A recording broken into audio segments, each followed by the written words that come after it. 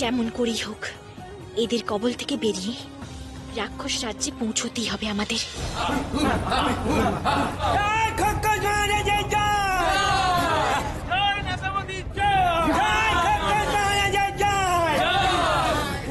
আচ্ছা খান্দু, তুই কোনোদিন মাংসের মাংস খেয়েছিস?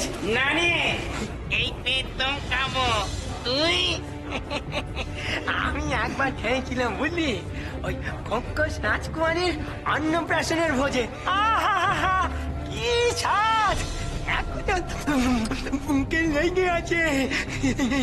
আচ্ছা, এই মাংসের মাংস কাঁচা খায় না পোনা? এমনিতে নুন দিয়ে কাঁচা খেতেই বেশি মজা লাগে। আজকাল খোকস মহারাজ তো আমাদের উন্নত হতে শেখাচ্ছেন, তাই নুন আর লেবু দিয়ে পুড়িয়ে খেতে হবে আর কি। যাই হোক বাপু, কাঁচা হোক বাপরা, মাংসের মাংস খাবো এই ভেবে আমার নিজে রোমাঞ্চ হচ্ছে, বুঝলি? বুঝেছি। এবার তো চুপ কর। আরে রাজবাড়ি এসে গেলাম যে।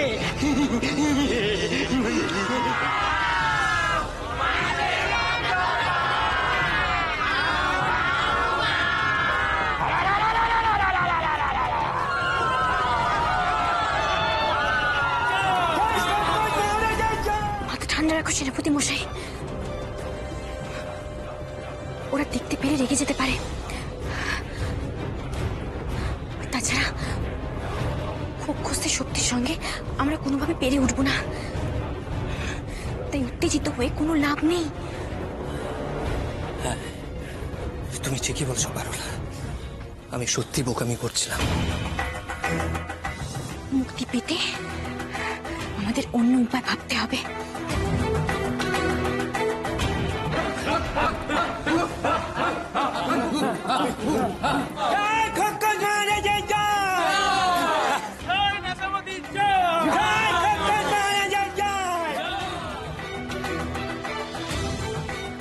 রানী, রানী দরজা খোলো, দরজা খোলো রানী, রানী দরজা খোলো, দরজা খোলো রানী, রানী, রানী দরজা খোলো, দরজা খোলো রানী,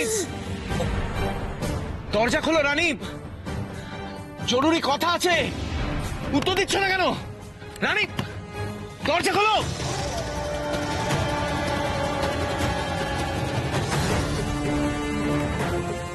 আমার শরীর খুব খারাপ লাগছে সুরেন্দ্র, খুব ঘুম পাচ্ছে, কাল সকালে কথা হবে।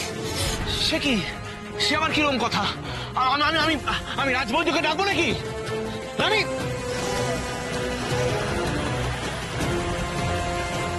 রানী দরজা খোলো, দরজা খোলো রানী। না সুরেন্দ্র, সেসবের কোনো দরকার নেই, আমি এমনি ঠিক হয়ে যাব। তুমি এখন যাও, নিজের কক্ষে যাও। সেটা কি করে হয়? আমি এত দূর থেকে দৌড়ে এলাম, তোমাকে না দেখে কি করে চলে যেতে পারি? তোমার শরীর খারাপ। বললাম না আমার খুব ঘুম পাচ্ছে, উঠতে ইচ্ছা করছে না সুরেন্দ্র, তুমি এখন যাও।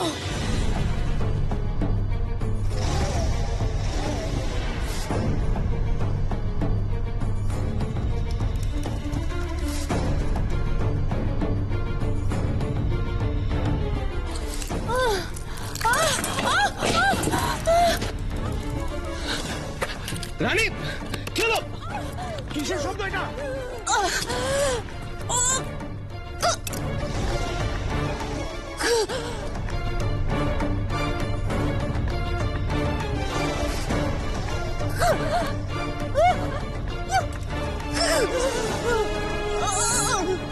রানী দরজা খোলা একবার। রানী কি হলো? কি হলো? কিছু না সুরেন্দ্র,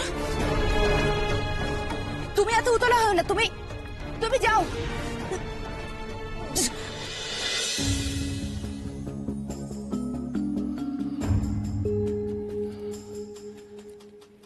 এত ঘুম কিসের? আমি নিজে ছুটে এলাম, তাও একবারের জন্য দরজা খুললো না। আর তাছাড়া যদি পালঙ্কেই শুয়ে থাকে তাহলে এই শব্দ কিসের? তাহলে কি তাহলে কি কিছুতে ধাক্কা লাগলো, নাকি রানী আমাকে কোনো ব্যাপারে এড়িয়ে যাচ্ছে?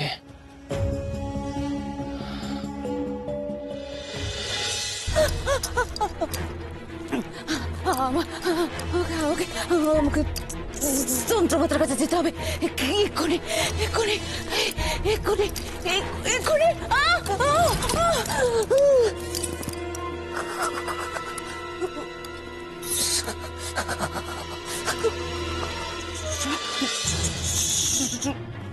সুরেন্দ্র কি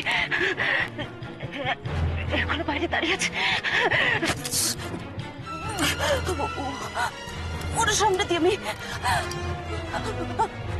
আমি যেভাবে যাবো কি করে?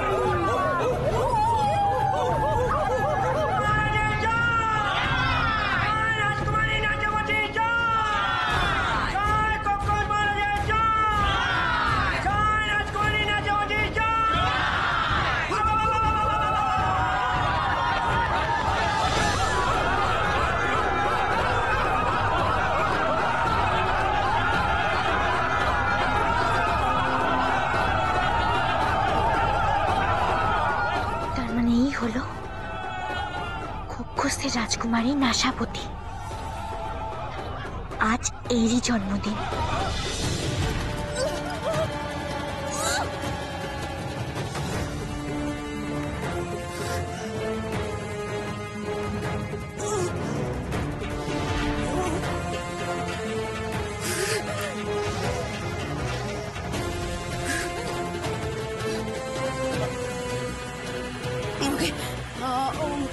যন্ত্রপাতির কাছে যেতে হবে। যন্ত্রপাতি পারবে আমাকে কি অবস্থা থেকে মুক্ত করতে।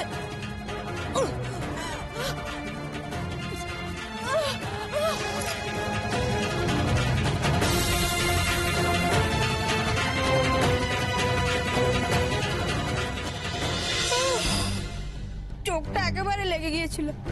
যাই গিয়ে দেখে আসি মহারানীর কিছু লাগবে কিনা।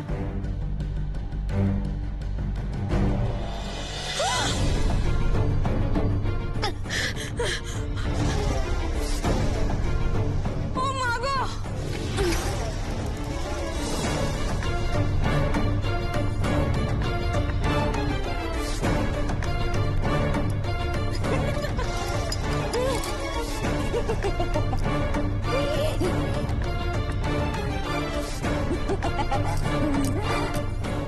মানুষ খাবো, মানুষ খাবো।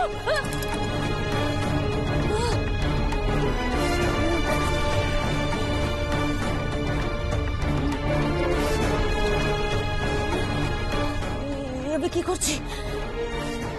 আমাকে তো তন্ত্রমাতার কাছে যেতে হবে।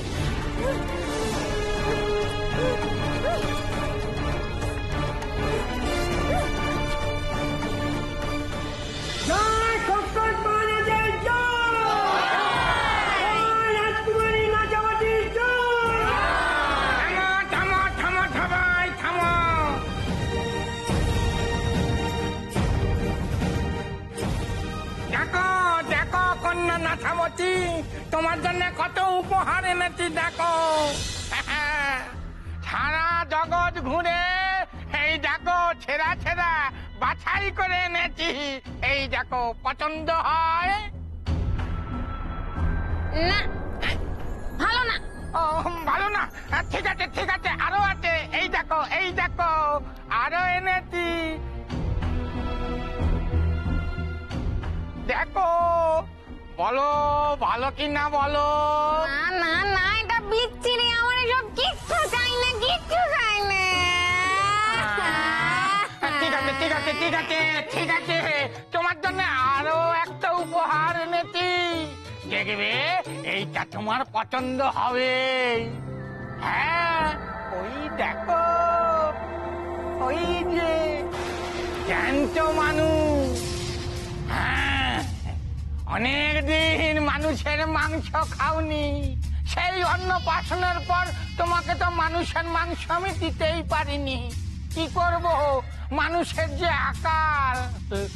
আজ তোমার জন্মদিন, সবাই মিলে মানুষের মাংস দিয়ে ভোজ হবে, সবাই খাবে।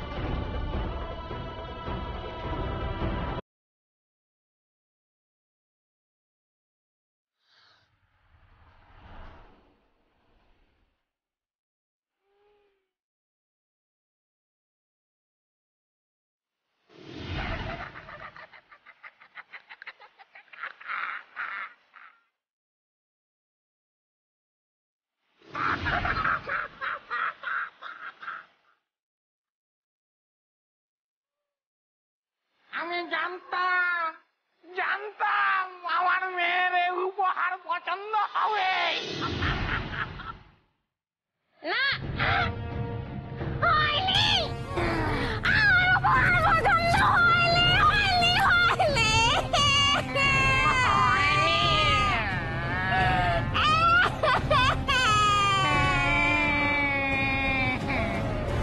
মানুষের মাংস শুনলেই যাদের জিভে জল আসে, তাদের রাজকন্যার কিনা মানুষ উপহার পছন্দ হয়নি।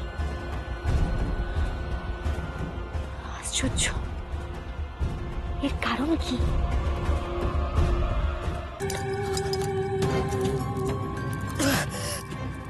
মাথা মাথা দেখুন, মাথায় আমার আবার কি অবস্থা হয়েছে। মাথা মাথা হঠাৎ এমন পরিবর্তন আমার কেন হলো? মাথা, আমি তো এখন তো আমি রাক্ষসী হতে চাইনি। মাথা, তাহলে কেন আমি রাক্ষসী হওয়া রোধ করতে পারছি না? মাথা, শান্ত হ, শান্ত হ, আগে বস এখানে। আমি কি করে শান্ত হবো? মাথা, আর একটু আমি সুরেন্দ্রর কাছে ধরা পড়ে যাচ্ছিলাম। নেহাত ঘরের দরজা বন্ধ ছিল, তাই নয়তো সুরেন্দ্র আমার এই রূপ যদি দেখে ফেলতো কি হতো? মাথা, একবার ভাবুন তো। মাথা, তারা আমাকে একটু বুঝে নিতে দে ব্যাপারটা। মাথা, আপনি এর সমাধান করুন। মাথা, আমি যদি ধরা পড়ে যাই সর্বনাশ হবে। মাথা, আপনি এর সমাধান করুন। আর একটাও কথা বলবি না, আমাকে আমার কাজটা করতে দে।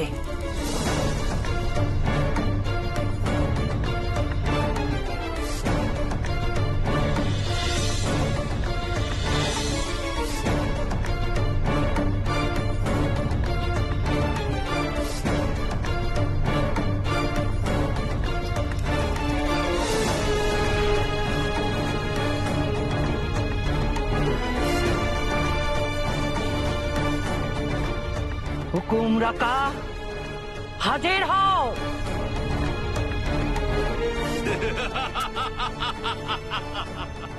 হুকুম করুন মাতা।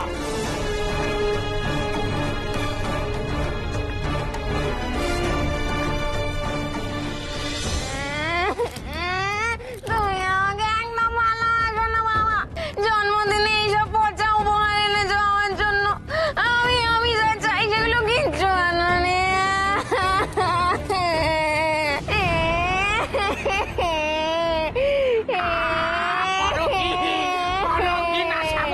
লেগে যাবে। করো কি কন্যা নাশাবতী, লেগে যাবে যে। কি জিনিসের জন্য এত বায়না আশাপতি? কি উপহার চাই সে? চুপ করে শুনে যাও। নিশ্চয়ই নাশাবতী বলবে তার কি চাই। কেন না মা, কেন না আজ তোমার জন্মদিন। বলো বলো তুমি কি চাও? তুমি যা চাও আমি তাই এনে দেবো। বলো বলো কি চাই? সত্যি এনে দেবে? হ্যাঁ বলছি তো, সত্যি সত্যি সত্যি, তিন সত্যি। বলো কি চাই? না, আগে কথা দাও। কথা দিচ্ছি মা, কথা দিচ্ছি। বলো বলো কি পেলে তুমি খুশি হবে? তোমার জন্য আমি সব পারি। বলো বলো মা, বলো। তাহলে আমার জন্য একটা আপনি ভাজা বাদ্য, একটা নাচিয়ে হাঁস আর একটা রঘুরে বেড়াল এনে দিতে হবে এক্ষুনি।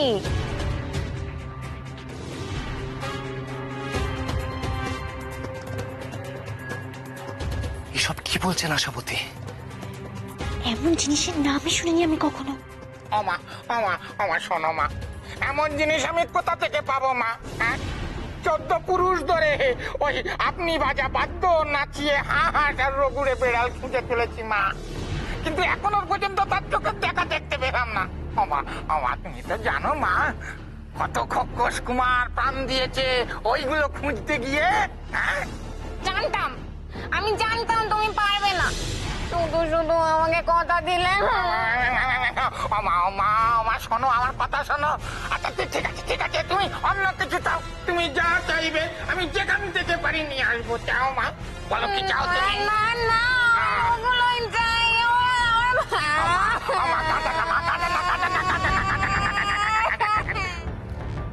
সেনাপতি মশাই, আমাদের এখান থেকে ছাড়া পাওয়ার উপায় পেয়ে গেছি আমি। এই নাশাবতী আমাদের এখান থেকে বেরোতে সাহায্য করবে। কি? নাশাবতী? কিন্তু কি করে? এই জিনিসগুলো যদি আমি না পাই তাহলে আমি আর বাঁচবো না, যাই মরেই যাবো, মরেই যাবো।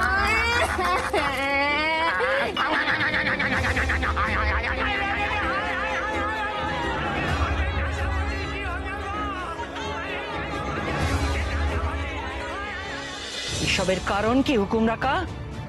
না চাইতেও মণিমল্লিকা রাক্ষসী রূপ ধারণ করছে কি করে?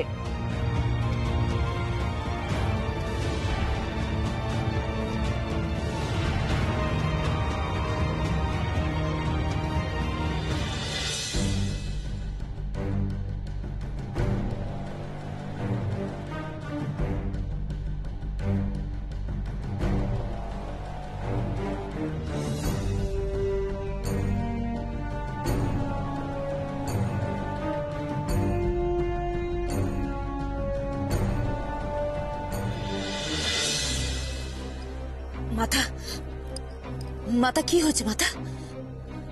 যে ভয়টা পেয়েছিলাম সেটাই হয়েছে মণিমল্লিকা। কিসের ভয় মাথা? আমি তো তোকে আগেই বলেছিলাম, পারুলকে বলির জন্য প্রস্তুত করার পরও আমরা ওকে বলি দিতে পারিনি, ওই জন্য তোকে অনেক সমস্যার সম্মুখীন হতে হবে।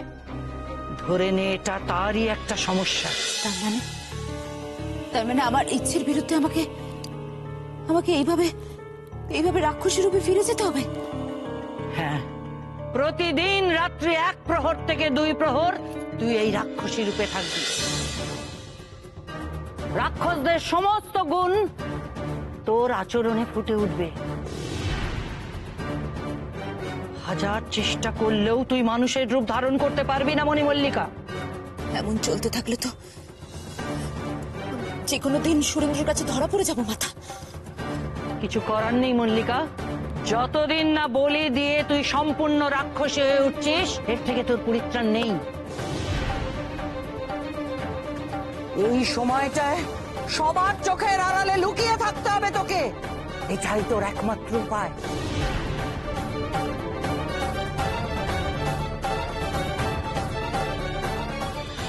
দেখো দেখি কি বায়না ধরলো আমার একমাত্র মেয়ে।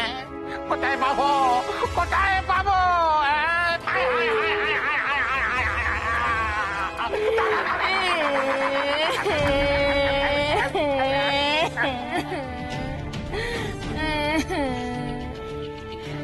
আমি তোমাকে এনে দিতে পারি।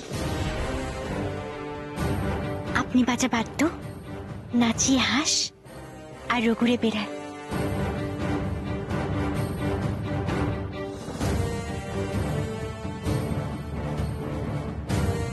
এ কি বলছে পারুল? কোথায় পাবে ও এসব আজগুবি জিনিস?